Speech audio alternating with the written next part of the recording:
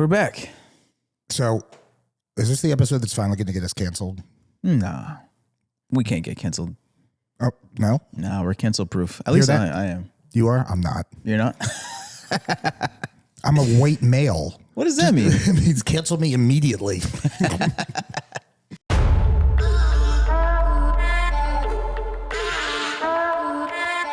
All right, so we're trying to be super guest heavy this year. Yeah, we had a good guest on last week. Yeah, definitely. Yeah, that was a good episode. But occasionally we need to get on here and stir the pot a little bit, just the two of us. Yeah. So we were trying to figure out, what we were going to do today. And we thought, how spicy can we get and piss people off? Yeah. So we asked ChatGPT, what are the big lies of the wedding industry? And as photographers, what are the lies that we tell ourselves? Right. And they came up with some pretty good topics, I think. Did. So full disclosure here, ChatGPT is asking us these questions. We did not ask them of each other. So if you get mad at the questions, it's a mix of both. Don't yell at us. We're just answering, okay? Yeah. Wait, how was your week though? It was good. Yeah. The kids are in school, but I feel like I get up in the morning, get them all off to school. Usually I'm back here by like 9:30. Yeah. And then I come up here and I start working, and all of a sudden it's 3:45. Yeah, time flies. Bro. I don't, especially in the wintertime. I guess it's that, but it's like, I think it's because for once I'm not like completely overloaded with post-production. Right. So I can focus on one thing, and it's great. I can be like, I can finish this thing, and I expect to be done it in a couple hours. And your ADHD thanks you. Yeah, but it's never a couple hours, even though it kind of feels like it does. Yeah. So I'll be up here editing, and I'm like, all right, I got, I'm at the reception. We're almost done. And all of a sudden I'm like, I have to stop now. Yeah. Wait, how was that because you shot that modern luxury, was it like a gala? Like black and white party. Couple weeks ago? How was that? It was awesome. Because was it like your first time working for them? That's a great question. Yes. They've used stuff of ours before for stuff, but this is the first time for like an event. Yeah. I got to say, it was great. It's the epitome of how Magda and I work, and it's hysterical, and it was never more present than at this event. Right. For me, when there's like a shot list of stuff, like you have to get these things. Yeah. I get stressed. I'm like, okay, I got to make sure I do this, but I can't spend too much time doing this because I got to get this. And I'm like all over the place. And Magda just turns into a machine. Yeah. And just like, should be like, hey, make sure you get something up there. And I'm like, all right. Right. As soon as there's no shot list, I relax. Okay. And I'm like, okay, I can just shoot what I want, what I think is cool now. And, I get a little artsy, but I just like that vibe. Magda's brain explodes. Do you think that though, like if, because, I feel like at least all these events aren't paid, right? So you're sort of, some photographers will do it for exposure or to like kind of get their foot into the door. Do you think this is a good event to kind of do something like that for like newer photographers? Without revealing anything, because I don't know what's public or not, but like we weren't paid, but we were compensated in a way that I thought was awesome, because you're right. Yeah. Usually you don't get anything for these. Now, granted, some of these events are like super luxury. Yeah. And that looks good on a portfolio. Exactly. And we've had this conversation before, the whole notion of like, don't work for free. Like, I get that, but like, Yeah, it's a fine line. It's a fine line. For sure. The hardest part about these is that they need a really fast turnaround time. Yeah. So like, we got home that night at like 11, and I just stayed up and did an edit, Wait, I just thought of something. Yeah. Are you trying to tell me I'm an alcoholic? That's why you didn't give me a drink this week? No, that's I just crazy. Forgot. Honestly, that's crazy. Are you trying to tell me something, bro? No, I'm a little hungover, so it didn't even dawn on me to like have a little booze. You ever have one of those nights, and maybe not for you, but like when you're a parent, there's this like want to go to bed because you have to get up and do stuff the next day, but there's also like, this is my free time. Right. I kind of want to frolic. Yeah. And last night, Magda and I just decided like, fuck it, we're going to watch some TV and have some drinks. Yeah. And as I typically do, I went overboard. Because usually the question is, oh, what'd you do? Yeah. Nothing. I sat in my house and got drunk by accident. Yeah, man. Nice. I had a good week too, bro. I went to Atlanta last week. Nice. To just to see a friend and then also do a little work. But yeah, man, it's been a good week, and I have a wedding coming up in March that I'm excited for. That's my first wedding of the year. Nice. And then I'm going to Vegas. I don't think Simon's coming though. I don't think he's coming. It is for WPPI. It is not a definite no. Because Okay. well, I should tell everyone this. This is the same thing you said for my Super Bowl party, by the way. Fair. Let's see what happened with that. No, but I should tell everyone this is that I didn't even broach the topic with Magda because like when you have kids and like Magda's working full time too, it's like leaving for a couple of days. It's just like Even a day. yeah, it's rough. Yeah. So I didn't even broach the topic. And then at that party that we were just talking about, you were there and Mario was there and they're both going. And they're like, let us talk to her. Let us Right. talk to her. I'm like, all right, good luck. Good luck. So she came over and I left. I'm like, I'm not gonna. And I came back and she's like, Actually, it wasn't like a it wasn't no. a no. I was surprised because every time I ever ask her to do something with you, she's like, Simon's got to come home. Yeah, I get it. Trust me. Because when she goes and does stuff, it's like, are you done yet? Are you having fun? Okay, Right. can you like? Don't have too much fun. Yeah, Right. One kid is screaming at me, the other one's good. It's just yeah. But yeah, speaking of I think. fun, Well, hold on. I think that the key here is going to be finding a place to stay that's not $1 million because the flights we found pretty cheap, but where to stay? stay.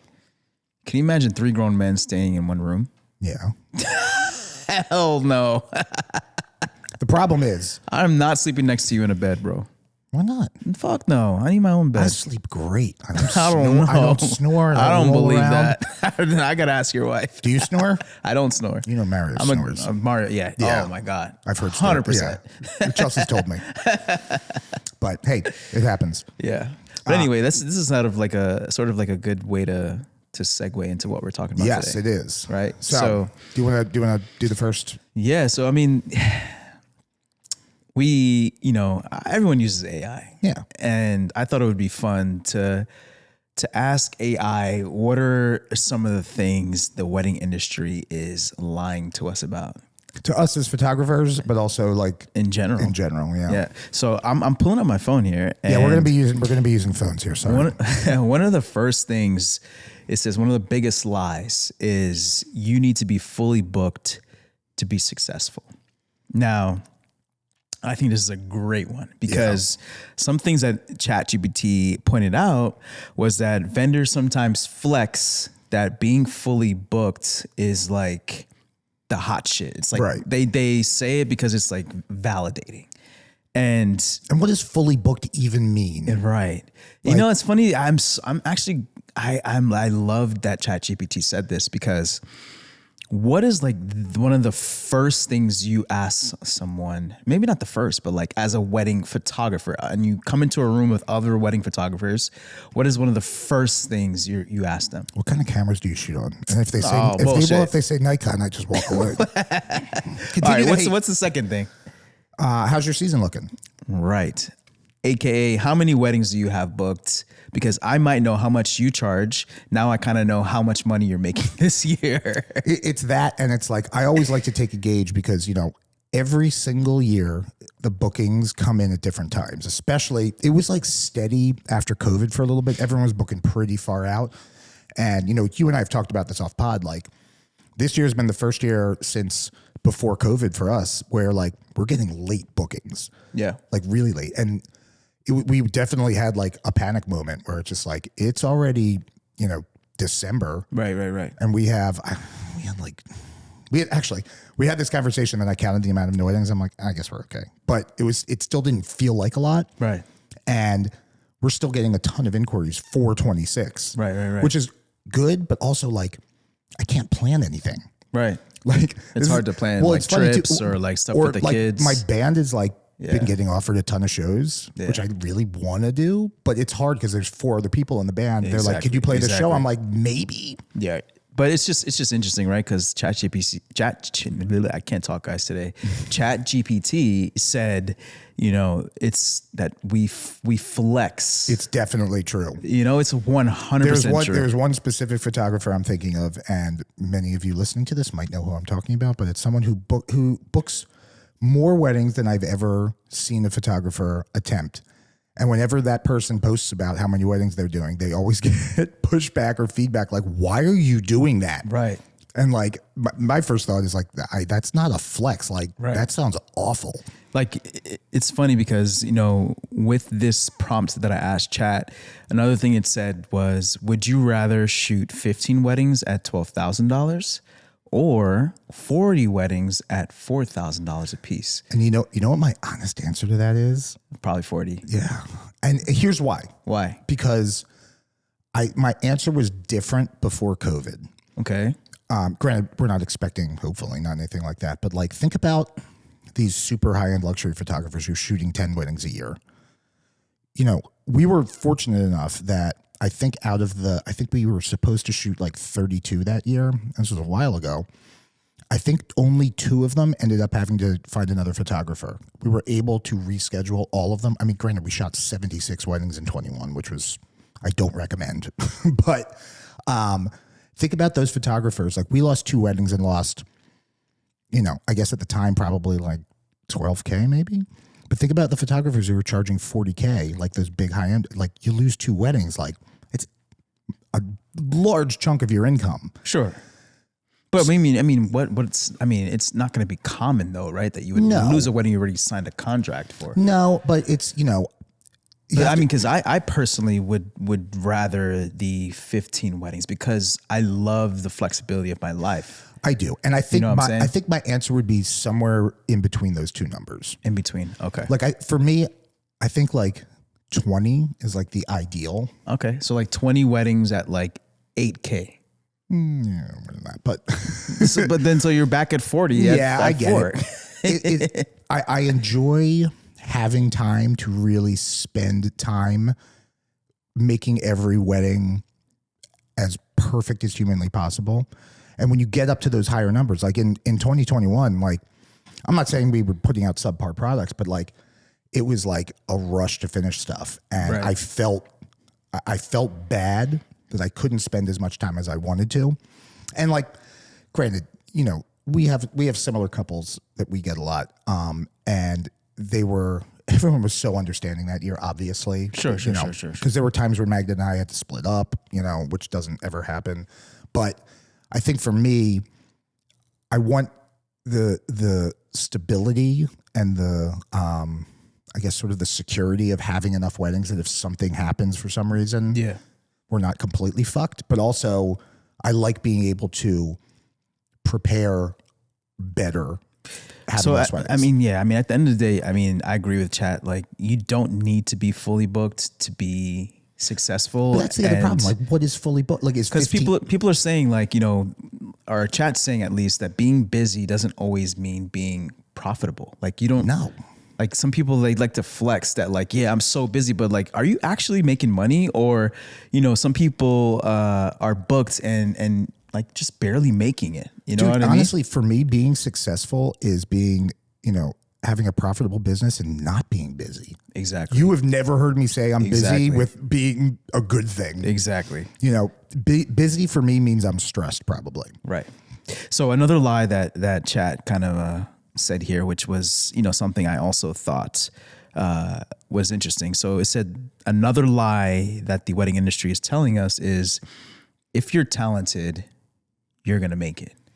And that is so true, but it's crazy. Like, I don't think talent equates to success. Not always. Not always. And I know some, like, you know, not the best photographers, but their marketing is top notch. How they network with people is top notch. I think that success, that's what makes them successful. And, you know, I'll be the first person to say that, like, the photography industry in Philadelphia is full of so many talented photographers. Like, exactly. It's crazy. Right. I was talking to, when I was in Mexico, the photographers that shot my friend's wedding that we were at, actually shot his brother's wedding that we were also, we were in the wedding for that one, but they were from Atlanta. And when I was explaining to them, like, sort of how the market is here, they were like, holy shit. Like, yeah. Honestly, we have it good in Philly, bro. I'm not great, gonna lie. yeah. Like, obviously, you know, markets like New York or maybe LA, maybe Miami might be a little bit better, but I think the Philly market is the thing about the Philly market to me is that it's consistent. Like they're going to always pump out. And one thing that's cool to me Weddings. that I learned, as a musician is that like surround yourself with people that are better than you. Right. That's the only way you're going to get better. If you're the best one there, Right.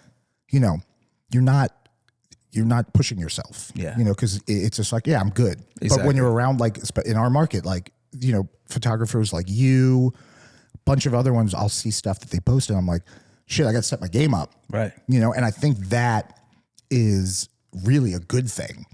And in this market in particular, I think the thing that puts you over other people is your personality. 100%. Definitely your marketing. 100%. But personality goes with networking. Exactly. Because it's been so clear to me more recently that you get to a point where you're super talented, but You have a I'm not talking horrible about myself. personality. Yeah. Horrible personality.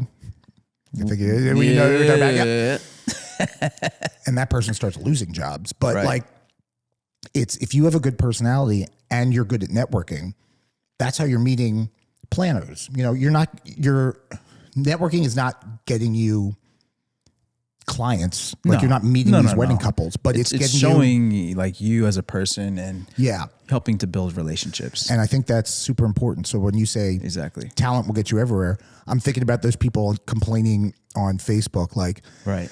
Why aren't our booking shit and like or like I saw that celebrity wedding, like right. I could do that. Why am I not getting booked for this? Exactly. Like, Exactly. well, one, no, you couldn't, and two, Exactly. like, because you don't know those same people. Those Exactly. elite planners don't know who the fuck you are. Exactly. Because you haven't met them. Exactly. That's a big one. And I mean I agree with what you're saying, and I feel like even though it is a lie, the hard truth of it is also that there's people out there that don't do any marketing, that don't do the work, but get hired solely just based off of their talent. Sure. You know what I mean? So as much as I agree with this misconception, I still think there's also people out there that don't do shit, but like they're just good photographers. Well, also think about it this way: like, you put the legwork in. Right. I think that Lauren Fair is a great example of this. She put so much work in, especially from me seeing her from when she shot our wedding up to where she got now, and now she's in a place where marketing really isn't going to do much for her just because she's in with those planners and her name is out there and they can just show her work Right. to their clients and say, here's a good recommendation. And at that point, it's just like, do a fucking good job. Exactly. So it's like talent and like marketing gets you to the point where you don't have to market as much anymore. Right. Because once you get there, it's kind of like, all right, we're good. Yeah. But without that piece of the puzzle, Erin Grace Narder is a great example. Like she has a marketing background, Okay. and everything I see her post is so like you can tell it has a detailed eye to it that I think is one of the reasons because she's obviously a great photographer also, but she the stuff that she puts out there is very I don't want to say it's like perfect, but it's like you see that and it's curated. It's Yeah, curated. it's That's the curated. word I'm looking for. Yeah, So I yep, think yep, that yep.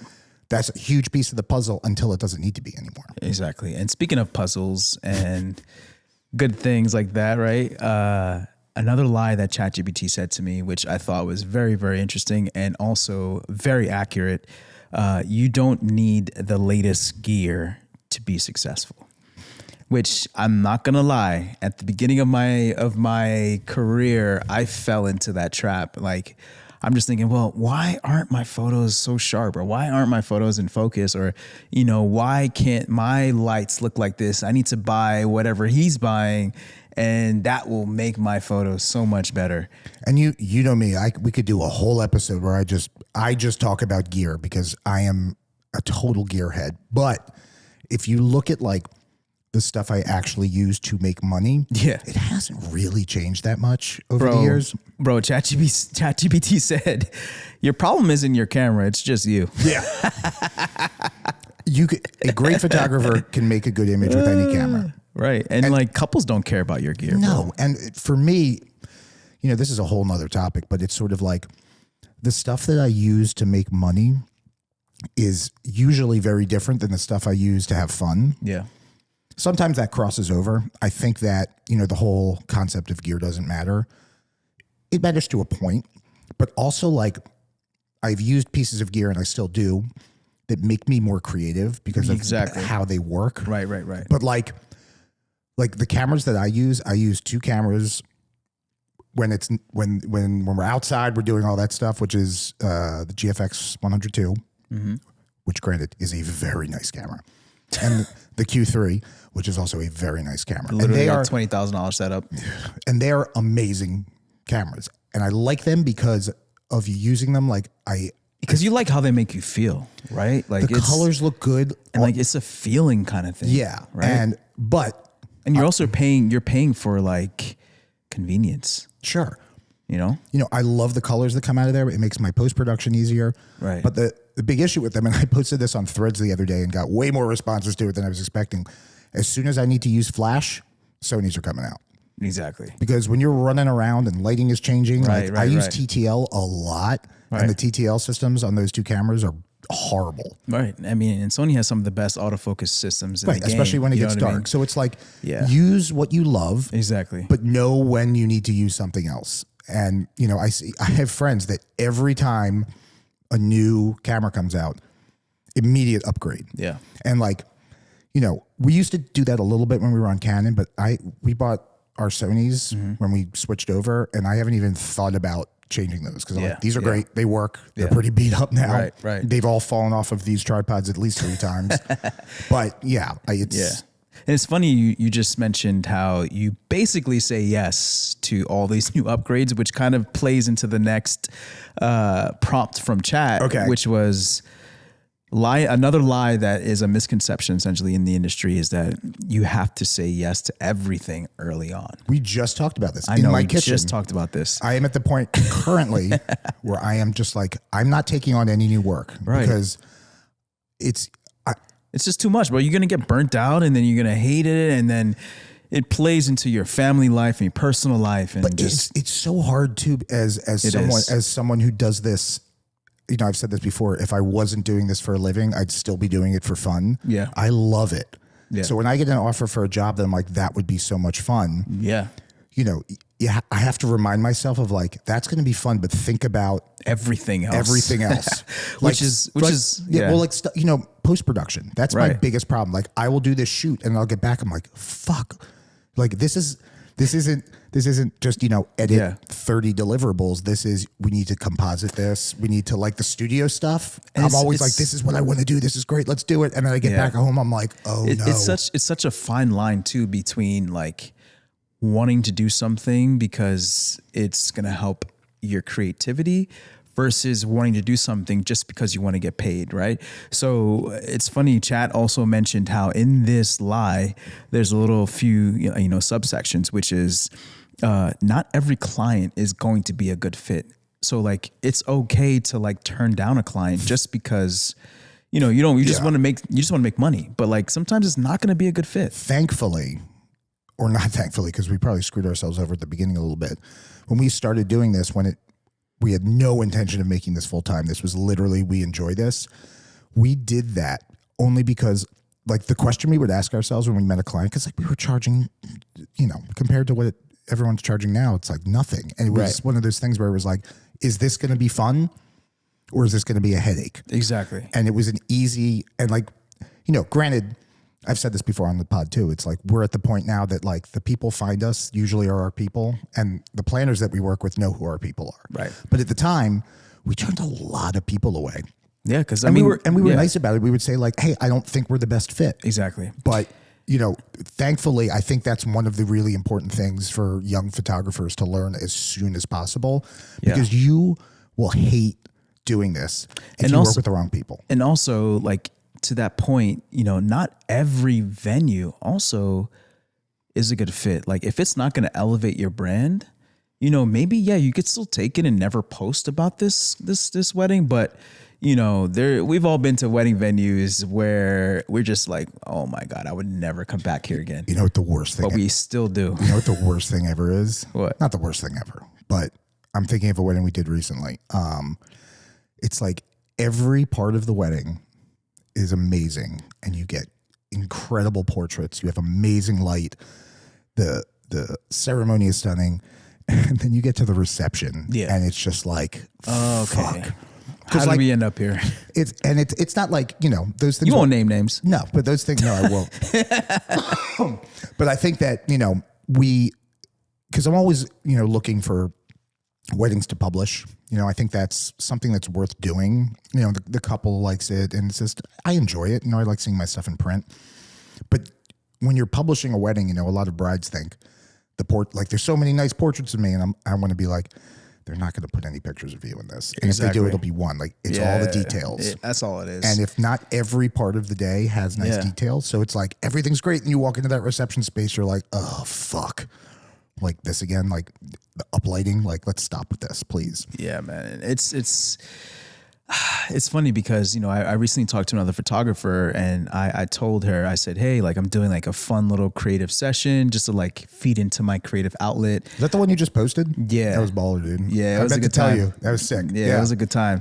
Shout out to you, Kristen. That was outside of your norm too. Exactly. I saw that. I'm like, I would not have known that these were his photos. I dug that, man. So that's my thing, is that like, and it's funny, right? It's a fine line because, you know, when I mentioned this shoot to her, I said, hey, like if you you know, I'm friends with you, like if you want, you can come in on this shoot and just shoot it with me.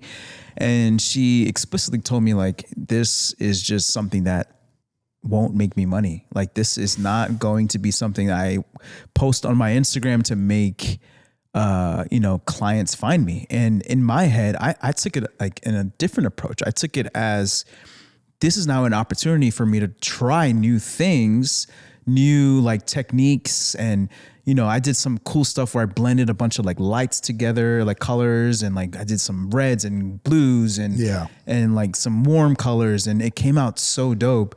And, you know, I tried new flash techniques and stuff like that I've been thinking about. So to me, it's not more so as a way to like, okay, I'm going to post this shoot because it's going to make me a shit ton of money, but more so like it's one, it is sort of like a marketing tool where I can show other people that like I do other things, but also as a way for me to like really tap into my creativity. And that's the other thing I was going to say, like, it's okay to just do it because it's fun. Exactly. It's so many, like, there's so many photographers that treat this solely like a business. And I get that, and I'm all about it. But also, like, I got into this because I love photography. And, like, right. I love the style that we shoot for weddings, but, like, I shoot that style at weddings. Exactly. That is not what I'm not editing like that for anything else I do. Exactly. And we all have, like, personal projects and things that interest us. So yeah, like, you know, it's funny. Yeah. I just started going through, usually what I do when I'm shooting stuff that's just for me, they don't even make it onto the computer. I use an app or something. I get them on the phone and I edit them in Lightroom Mobile. Okay.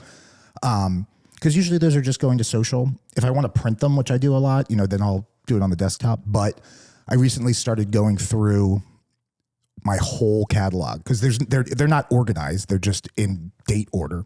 So I started going through them, and like anything I find that I like, you know, sometimes I'll re-edit it to be a little bit more like now. And I've been making these little like 4x6 prints, like out of one of those like Canon selfie printers. Yeah. And I'm putting them all up. And what I really want to do is make a book at some point. Like that's actually a dream of mine too, is a photo book. And self-publish. Yeah. It wasn't until I got published in that Wes Anderson book. And then I'm like. Gave you that inspiration you I needed. was like, holy shit. Because that photo looks nothing like anything I shoot for weddings. Right. But I've been putting them up and just trying to find like, because I've never done like a long-term project, but I want to find this sort of like. I'm actually surprised by that. Me too. I'm surprised by. Like I honestly thought like at this point, your style would have transitioned into like more of a Wes Anderson style when it comes to shooting weddings. Because I see that style pop up a lot now with like videographers and how they shoot. I'm surprised you don't take that approach. I have. I mean, there are shots that I've done at weddings that are like, this is Wes. Like the one I just delivered. Yeah. The bride, actually, she's the one who won our photo contest last year. Alexander? Yeah. She loves Wes Anderson. So I did some stuff with them that is just like straight up Wes, which I love. Like I shot a bunch of their photos in like 16:9. Like, that's cool. So, but I just, you know, I've been trying to find commonalities in my work because it's so random. But Right.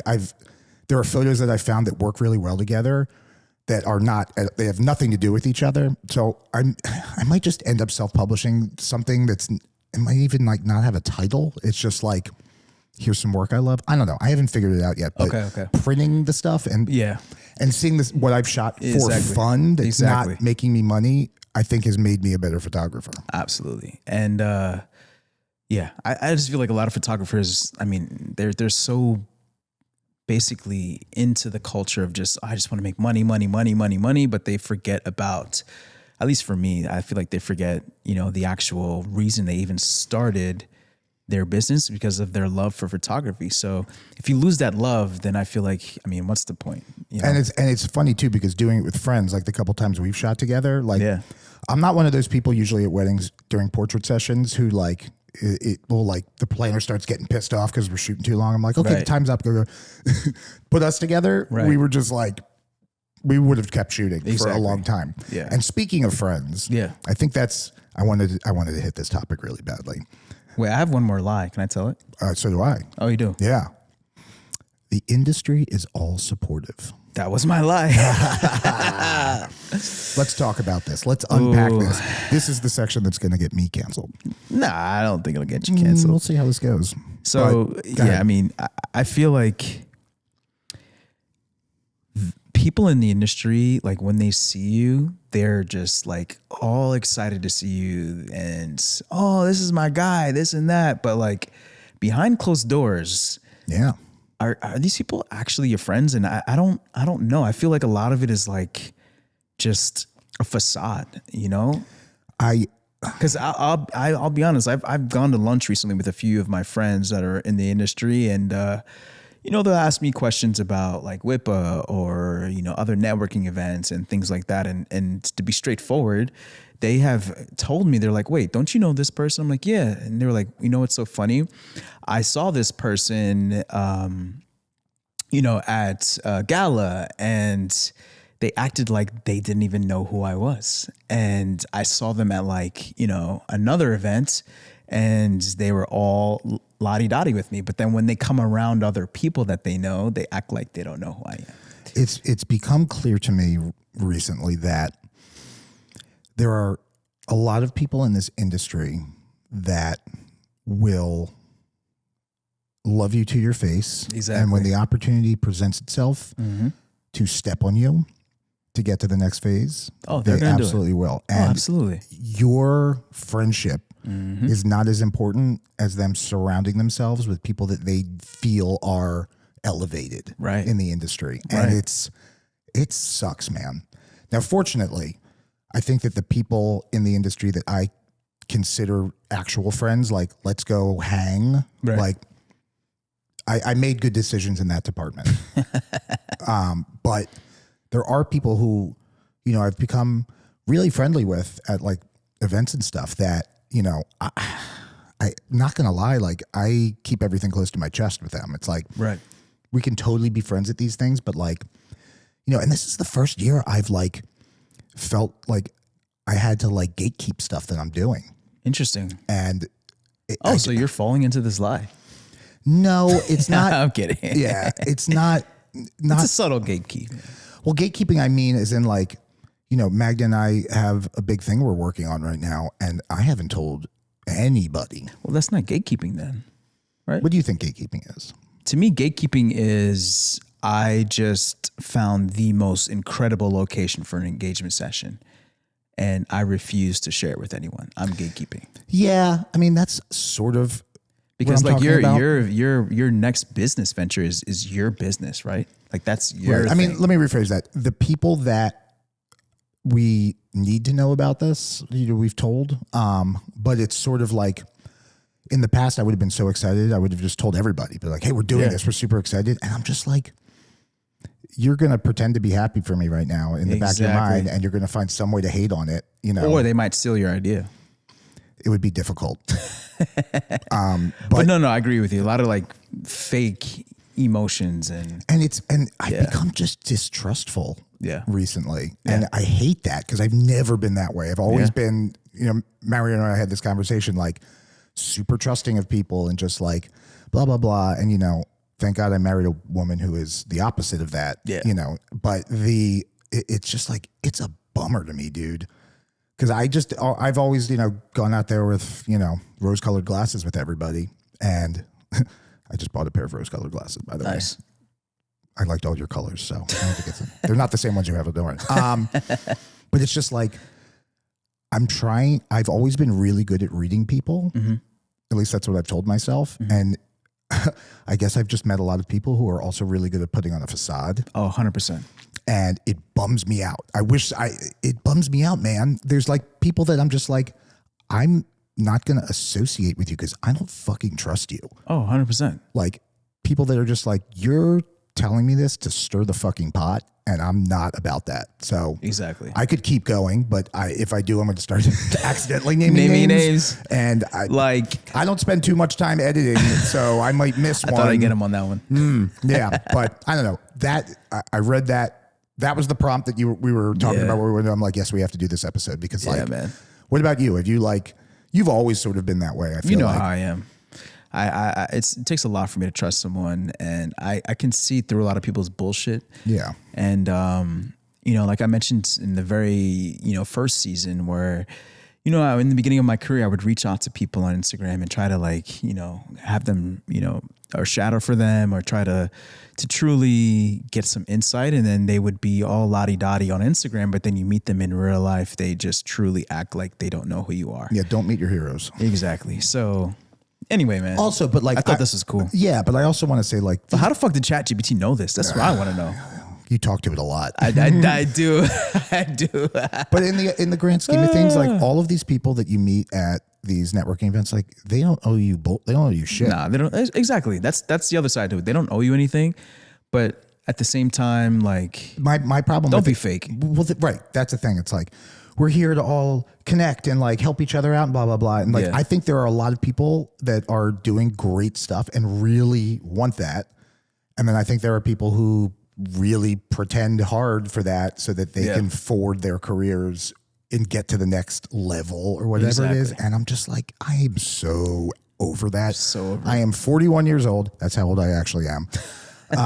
And I just don't have time for this bullshit anymore. In life in general, I'm just I'm done. Yeah. So, I mean, in the grand scheme of things, I've just gotten to this point in my life where I'm just kind of fuck everyone else, which I hate to be at because that's never been my personality. But at some point, it's just Magda and I had this conversation about our sort of next thing we're doing. And it's you know what? We don't need you. No. And we're going to do this ourselves. And plus, I mean, bro, until it's ready to be unveiled and everything is ready, then people can know. Yeah. You don't want to get people and then you got to push the project back and then these people are talking shit. And it's just, that's why whatever I have in my head, I just keep it there until I'm ready. I drank the Kool-Aid for a while and I think it's getting gross. Yeah. But anyway. Anyway, do we have a hot button topic or anything from chat that might be worth, because if we didn't get canceled from that, let's try again. We can't get canceled, bro. No, this isn't from chat, but that's going to be the subtitle of this episode. Yeah, this is actually something that I've been thinking about a lot, and so I was talking to one of my friends, and she was asking me, so whenever I get married, who would shoot my wedding? Is your friend in the wedding industry? No. Okay, cool. And she was saying, I love your work, but I'm so curious, who would shoot your wedding? So my question to you is, would you hire yourself to shoot your own wedding? Oh, you mean your brand? Not actually you, but your brand of Magda and Simon. Would you hire them for your own wedding or for a family's wedding or you know what I mean? Would you, and same for me, would I hire Anthony Page Photography to shoot my own wedding?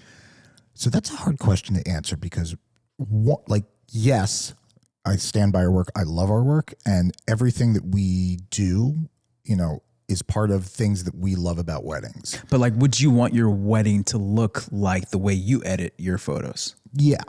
But that being said, okay, if we're being honest here, because I am around this all the time, I would probably go completely outside the box with a wedding photographer. Actually, I would too. I would pick someone that maybe shoots all film. I want no digitals. I would do. I would do some crazy shit. I would do something like that, or I would find, because I have a lot of friends that are not wedding photographers that are fantastic photographers. In fact, I know exactly who I would pick. So you wouldn't hire yourself, is what you're saying. Would I now hire myself? No. Okay. Only because so you hate yourself. Yeah, I hate myself. Only because after doing this for so long, Yeah. and looking at, like, I would know what the photos are already going to look like. Okay. And granted, That's a good point. You kind of know what they would look like. Yeah. That's a good point. so I have a friend, Andy. He's Kodak Crazy on Instagram. Everyone fucking go follow this man. Don't follow him. I'm kidding. He shoots black and white film. Okay. He shoots HP5 push 2 stops. It is the only thing he shoots, and if he just hates color film. Yeah. And he does. So he has a couple long-term projects. Andy, if you're listening to this, which you never would, but sorry if I get this wrong, but he's been documenting rodeos in like MAGA country, basically. Like, I love how you're drifting away from the question. no, I'm telling you. Are you gonna hire yourself? No. Because I don't want the pictures that I edit all day to be the ones at my wedding. Okay. It's more like oversaturation of my own work. Okay. If that makes sense. Okay. I'm trying to plug my friend here whose see work that. people should check out. But he's doing this long-term project on rodeos, and he shoots like wide angle, black and white stuff. Yeah. And just the stuff he gets, and it's just different. It is so, I don't even know how to explain it. It's just like every photo is an entire story. Like, if you heard the whole thing with shooting wide, you try to layer your images. Sure. He's just so good at it. And he shoots stuff with his phone too that has the same look. And I'm just like, Jesus, dude, like, holy shit. Yeah. But like, I would like something Just along something those different. lines. Something different. So that's why you wouldn't want to hire yourself. That's the only reason. Not that I think, you know what I mean? You go. Yeah. I think I would. I mean, yeah, this is a very tough question.